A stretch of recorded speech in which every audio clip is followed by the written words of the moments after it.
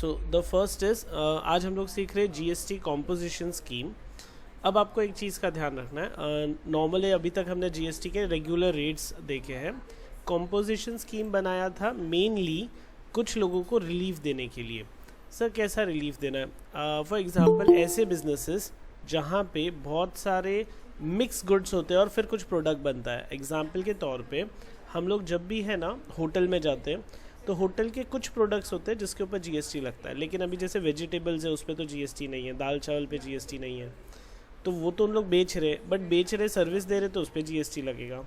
तो उन लोग को रिलीफ देने के लिए और उनका कंप्लायंस यानी कि उनका जो वर्क बर्डन था ना उसको कम करने के लिए इन्होंने क्या किया, एक नया स्कीम लाया जिसका नाम था कॉम्पोजिशन स्कीम।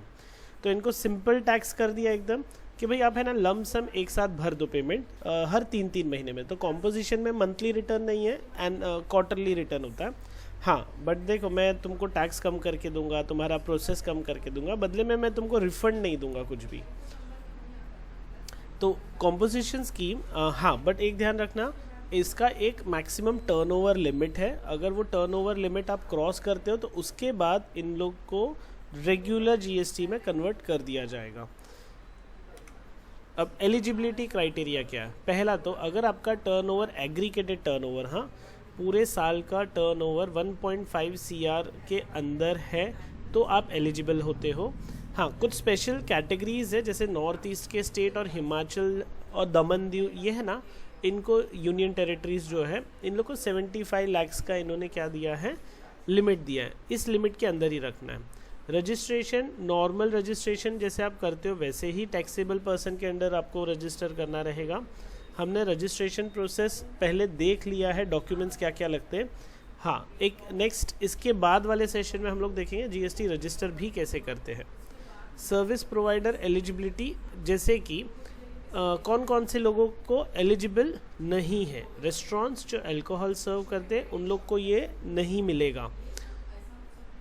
2019 से service provider up to 50 lakh turnover can option under special composition scheme. जिनका टर्नओवर 50 लाख के अंदर है वो इस स्कीम के लिए जा सकते हैं।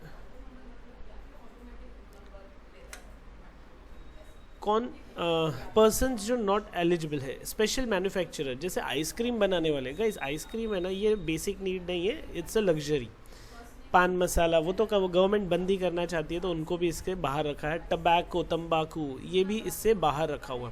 तो जितने भी ये पान मसाले वाले हैं, जितने भी ये टबैको वाले हैं, जितने भी आइसक्रीम सेलर्स हैं, ये सबको ऑप्शन आउट कर दिया है इस पर्टिकुलर चीज़ से। कुछ इंटरस्टेट सप्लाईज जो भी आउट ऑफ महाराष्ट्र सामान बेचा, हम महाराष्ट्र के रजिस्टर्ड हैं, अगर हम दूसरे स्टेट में सामान बेचते हैं तो हमको कॉम्पोजिशन स्कीम नहीं मिलेगा। हम लोग ऑनलाइन सामान बेचते हैं तो भी हमको कॉम्पोजिशन स्कीम नहीं मिलेगी।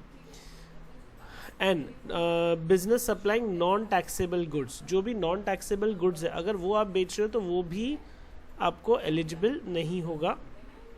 और एक स्पेशल कैटेगरी है कैजुअल टैक्स पर्सन और एनआरआई टैक्सेबल पर्सन्स।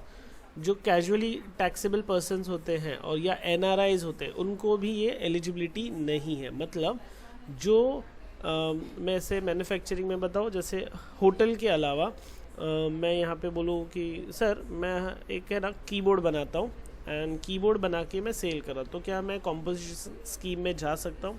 हाँ जा सकते हो, अगर आपका टर्नओवर 1.5 CR के अंडर है। अगर आप महाराष्ट्र के बाहर सामान नहीं बेचोगे तो अभी कितने इसमें सिस्टम्स है। तो देखो मैन्युफैक्चरर है ना उनको एकदम 1% दे दिया। मतलब सर मैं पार्ले जी बिस्किट बना के बेचूँ तो चलेगा? हाँ चलेगा, बट अगर आपका बिस्किट आउट ऑफ स्टेट गया तो वापस आप नॉर्मल हो जाओगे, नॉर्मल टैक्स लगने लगेगा 1% के बदले 18% या 12% जो भी उसके ऊपर अप्लाई होता है। अगेन नेक्स्ट यहाँ पे है 1% ट्रेडर्स एंड डीलर्स के लिए।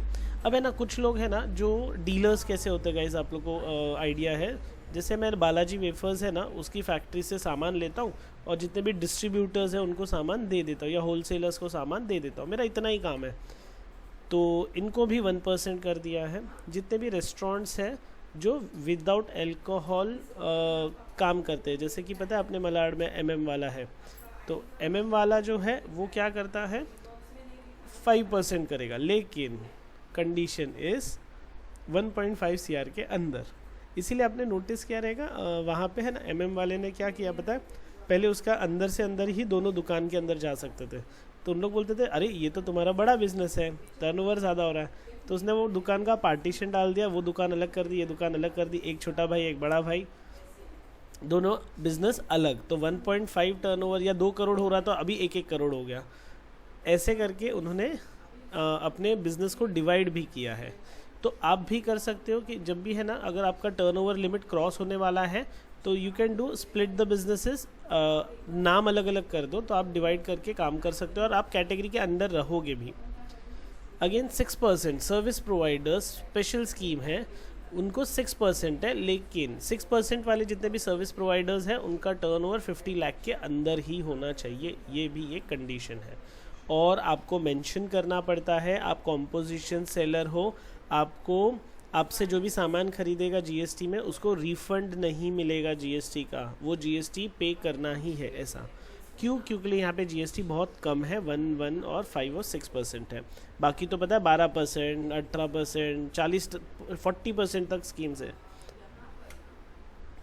कंप्लायंस रिक्वायरमेंट क्या क्या, मतलब कैसे प्रोसेस होगा, तो इसका GSTR रिटर्न होता है ना, जो मैंने इन क्लास भी बताया था, CMP 8 वाला रिटर्न आपको यहाँ पे करना है क्वार्टरली, हर 3-3 महीने में। और जितना भी टोटल टर्नओवर है उसका जो भी अमाउंट होता है, जैसे अगर 1 लाख रुपया है तो 5% 5,000 रुपये आपको भर देना है GST के अंडर में।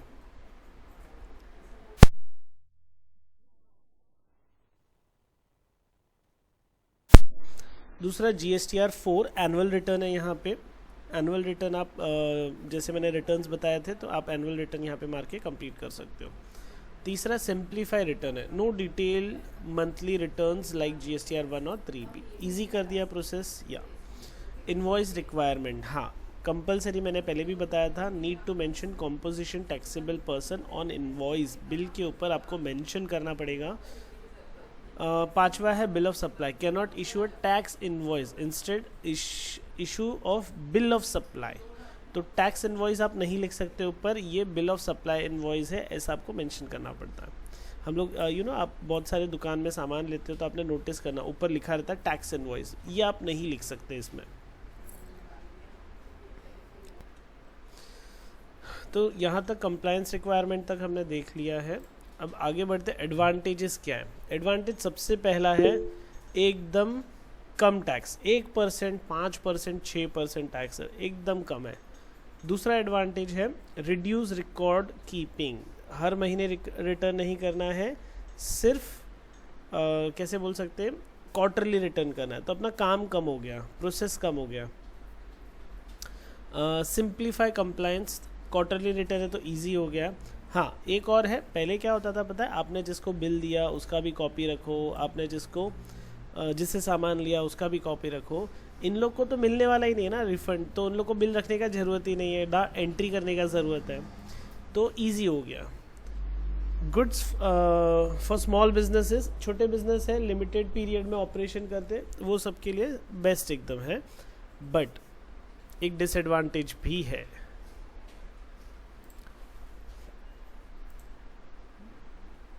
सॉरी 5 डिसएडवांटेजेस है।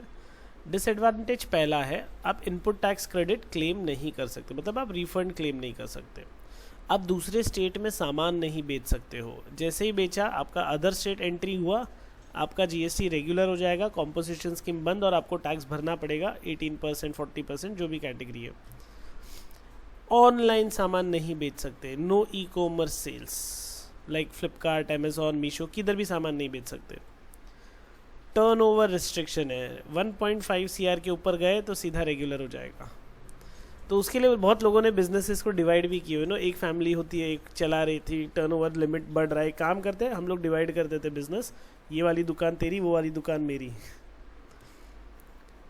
लिमिटेड एक्सपेंशन, अच्छा ये वाले में ना आपने हमेशा देखा भी रहेगा, जब टर्नओवर रिस्ट्रिक्शंस होते हैं ना, जैसे मैंने अभी बोला कि एक बाजू बाजू में 2 दुकानें होती है, आप नोटिस करना, लेकिन दोनों के नाम सेम है, दोनों में प्रोडक्ट्स भी ऑलमोस्ट सेम ही मिलते हैं, लेकिन दो पार्ट्स अलग अलग करके रखे। तो ये जीएसटी के बेनिफिट लेने के लिए इन्होंने दो अलग एंटिटीज़ चालू रखी है, ध्यान रखना हमेशा। लिमिटेड एक्सपेंशन है, not suitable for businesses wanting to expand national level पे अगर जाना है तो ये कॉम्पोजिशन स्कीम अच्छा नहीं है। ये रिलीफ क्रिएट किया है छोटे छोटे बिजनेस ओनर्स के लिए, जिसमें उनको मंथली काम नहीं हो, मंथली रिटर्न नहीं हो, 3 महीने में एक बार, वो भी सस्ता सुंदर टिकाऊ वाला कुछ बना के दे दिया ऐसा। ऑप्शन आउट कैसे करेंगे स्कीम के लिए? तो एप्लीकेशन तो सिंपल है, जीएसटी COM 2 फॉर्म भरना है स्टार्टिंग फाइनेंशियल ईयर में। और अच्छा, इसमें है ना, कभी भी आप वॉलेंट्री रिटायरमेंट जैसा होता है ना, तो यहाँ पे ऑप्शन आउट कर सकते हो जैसे ही आपकी टर्नओवर लिमिट क्रॉस करी है, या बिजनेस फिट नहीं है काम करने के लिए, तो यहाँ पे आप क्लोज कर सकते हो। हाँ, जीएसटी के डिपार्टमेंट को आपको इंटीमेशन देना पड़ता है कि मुझे ये स्कीम चाहिए या ये स्कीम नहीं चाहिए, ऐसा। दूसरा एग्जाम्पल ले लेते हैं कि a small trader in Maharashtra with annual turnover of 80 lakh option for composition scheme, तो उसको 1% भरना पड़ेगा जो 80,000 रुपीज़ होता है। बट वो इनपुट टैक्स क्रेडिट जो परचेज के सामने हम लोग रिफंड क्लेम करते हैं, वो हम क्लेम नहीं कर सकता, और वो टैक्स इनवॉइस नहीं लिख सकता, उसको लिखना पड़ेगा bill of supply instead of GST invoice. तो ऊपर हेडिंग में, टाइटल में बिल ऑफ सप्लाई रहेगा। तो ये एक यहाँ पे सिंपल सा वे है कॉम्पोजिशन स्कीम को रन करने का।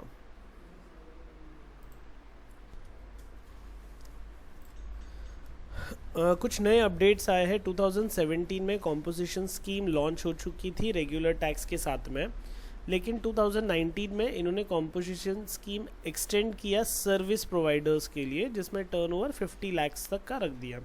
Service providers like law firm होती है, या अगर हम लोग बोले जैसे मैं हूँ, अगर मैं एक छोटा सा बिजनेस कर रहा हूँ कोचिंग इंस्टीट्यूट का, तो वहाँ पे मुझे 50 लाख तक का टर्नओवर है, तो मेरे को प्रॉब्लम नहीं है, क्योंकि मुझे महाराष्ट्र के बाहर नहीं बेचना है, मुझे ऑनलाइन नहीं बेचना है, तो मेरे जगह पे, मेरे एरिया में मुझे खाली काम करना है, तो मेरे लिए वो फ़ायदेमंद है। बट 50 लाख के ऊपर टर्नओवर गया तो गया। Switching options, business can switch to from composition scheme by filing a proper form. आप लोग स्विच कर सकते हो कभी भी नॉर्मल या कॉम्पोजिशन स्कीम के अंदर। आपको सिर्फ क्या करना है, फॉर्म फिल करना है जीएसटीआर का। प्रोसेस इजी कर दिया है। कॉम्पोजिशन स्कीम 8 पहले जो भरते थे, अभी एनुअल रिटर्न के लिए जीएसटीआर 4 भरना है। पेमेंट रिटर्न वो सब जीएसटीआर 8 से कर सकते हो। इन शॉर्ट कॉम्पोजिशन स्कीम क्या है, ये है ना, उनके लिए बहुत बेनिफिट है जो लोग लोकल काम करते हैं, छोटे बिजनेस चलाते हैं, तो उनके लिए एक रिलीफ मैकेनिज्म बना के दे दिया स्मॉल टैक्स पेयर्स के लिए। और इनपुट क्लेम उनको ज़रूरत ही नहीं है इनपुट टैक्स का, और उन लोग ऑनलाइन भी काम नहीं करते हैं और ई कॉमर्स भी नहीं करते हैं, या आउट ऑफ स्टेट भी काम नहीं करते। तो जो अपने एरिया में काम करना चाहता है उसके लिए कॉम्पोजिशन स्कीम बहुत बढ़िया है।